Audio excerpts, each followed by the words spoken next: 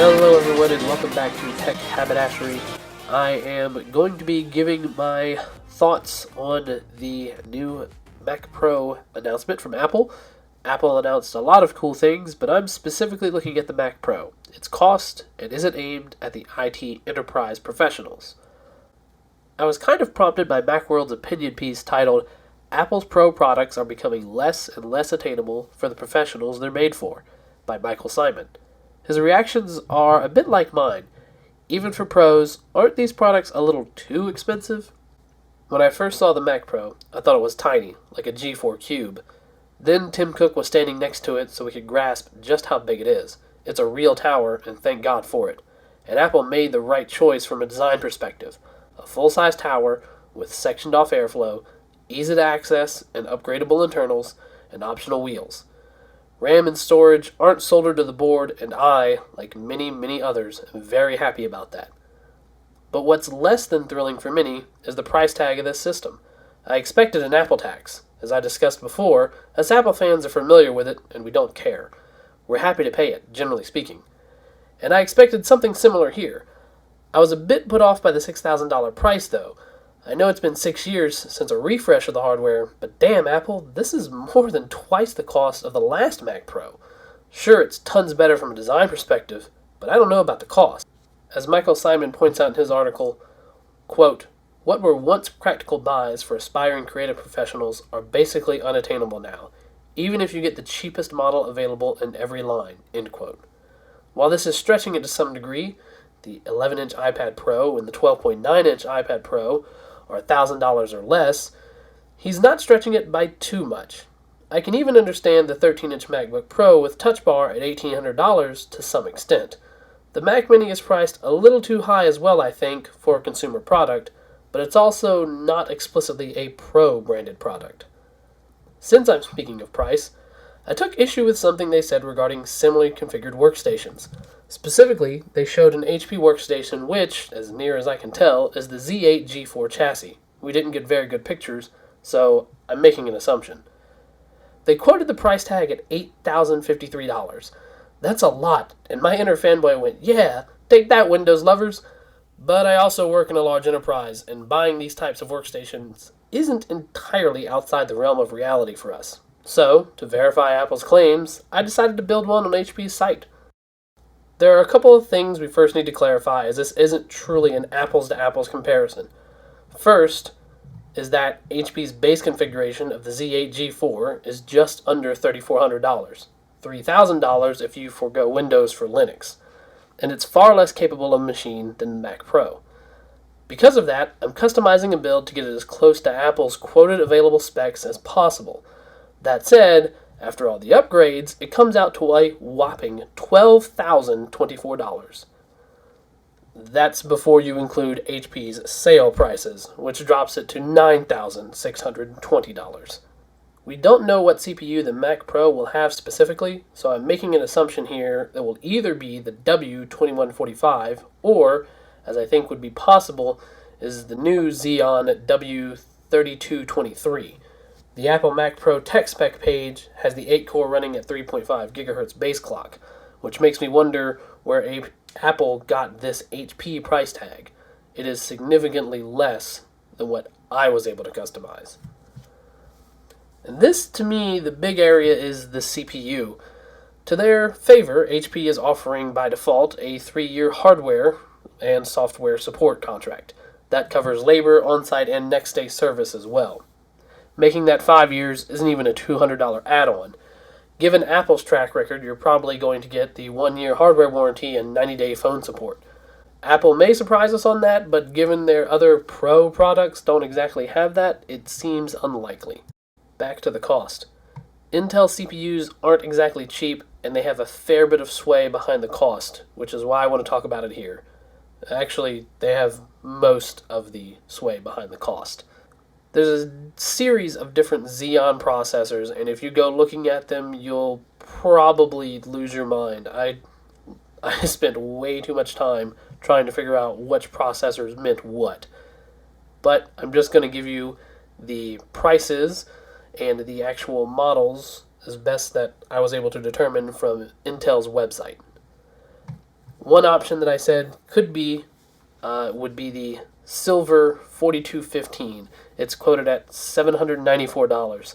Now this is actually a mid-range Xeon and is spec'd well below what the Mac Pro is advertised as having. But I put it in here just because I was doing it for a little bit of a price comparison against what HP offers as upgrades. The next step up is the Xeon Gold 6144. That has a quoted price tag, or a recommended customer price, according to Intel, of $2,925. So that's half the cost of the Mac Pro right there, if that is, in fact, the processor. Next in line is the Xeon W2145, which has a recommended price of $1,113. If it is this processor, the Mac Pro has a slightly downclocked base frequency from 3.7 GHz to 3.5 GHz. And what is, I think, possibly the actual processor that's going to ultimately be in this system is the Xeon W3223. There's no price currently listed because it's planned for Q3 of this year, 2019, right about fall, which is right when the new Mac Pro is supposed to come out and actually be available to be taken home, or rather to the workplace. I also want to point out a rather shocking sticker value here with the HP build. Just to upgrade 800 MHz on the base clock is $1,200 on this workstation. The actual CPU from Intel is less than $800, and HP wants to charge you $1,200 just for the upgrade. For the sake of fairness, they're going for about $1,200 on Amazon. For comparison's sake, I configured a Dell Precision 7920, and Dell only, air quotes only, charges half as much for the Xeon Gold 6144. All that said and done, the Dell was the best deal at $5,879. A system whose list price, whatever that's supposed to be, is $8,415. So I've got up on the screen for you some of the HP specs for the system I put together. It's all kind of cobbled together because HP doesn't know how to make a nice, clean list. So this is what we've got. I do want to point out a couple things. If you get the Linux Ready version, that is, it does not have Windows 10 Pro, it removes $375 from the price tag. If you step down from the Xeon Gold 6144 processor, which is the 8-core 3.5 GHz processor, down to, say, the Silver, which is 1 GHz less in terms of speed, it is a step down of $4,270. If you go all the way down to the base configuration, down to a 6-core 1.7 GHz processor, it's $5,471 less. This is what HP is charging. This is not the recommended price from Intel. So there's issues here with HP's workstation prices, in my opinion. While this configuration I put together 4 8GB DIMMs of ECC registered memory, because that's what Apple advertises in the Mac Pro, on the HP configuration you can actually go with 2 16GB DIMMs for $220 less. Probably not going to have a major performance deficit, I don't think. You can also go ahead and upgrade the AMD Radeon Pro WX 7100 for about $930. You can add a second card for another $930. Just to point out HP's price gouging, they sell these cards on Amazon for $489 a piece.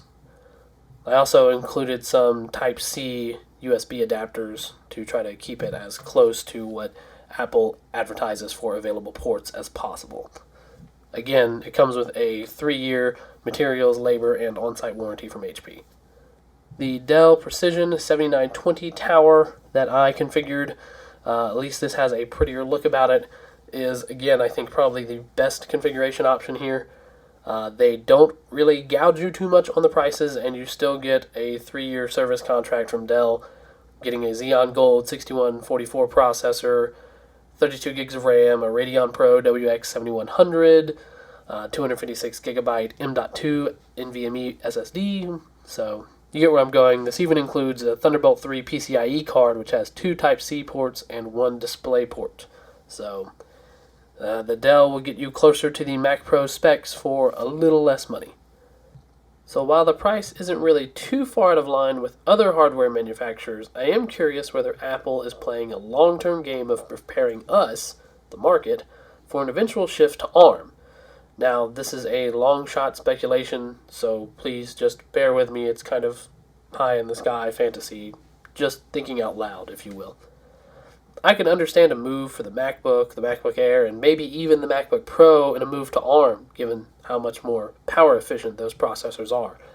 But I haven't seen anything that shows ARM scales up to the same server-level performance as x86. I think Intel, and quite possibly AMD, are much more likely to keep a hold on that market for a long time to come. If that were to happen, though, perhaps an ARM-powered Mac Pro would be cheaper to sell to us, as Apple would control even more of the hardware.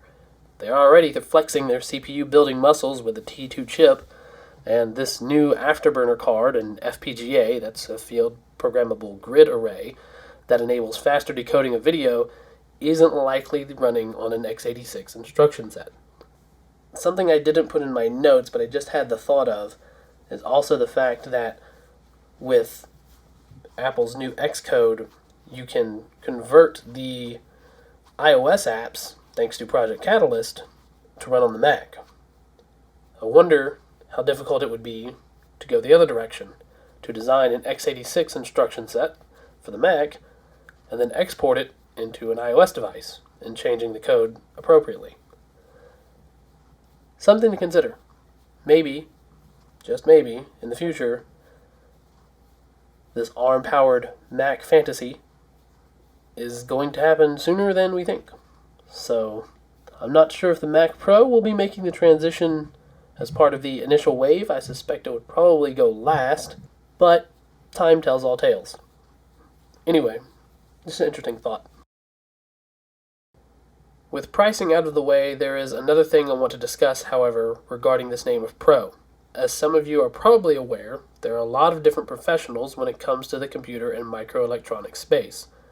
We hear the term Pro so much in marketing that we don't even really know what that means. Huawei and Honor have Pro phones. XPS laptops are aimed at business and creative pros. And Asus even has Max Pro in some of their phone names. You understand where I'm going with this. iPhones are far more secure than Android devices in a security-focused enterprise. Or, if you're with the federal government, BlackBerries. Yes, they still exist and are a strong competitor in a niche market. No, Android phones are not bad phones, they're just not as secure in an enterprise environment. For me, when I think of a pro, I think of an IT professional. Large-scale enterprise networks managed by Windows Active Directory or a Linux NIS, that is, a Network Information Service. In this context, I'm trying to think of who would use a $6,000 system for AD management.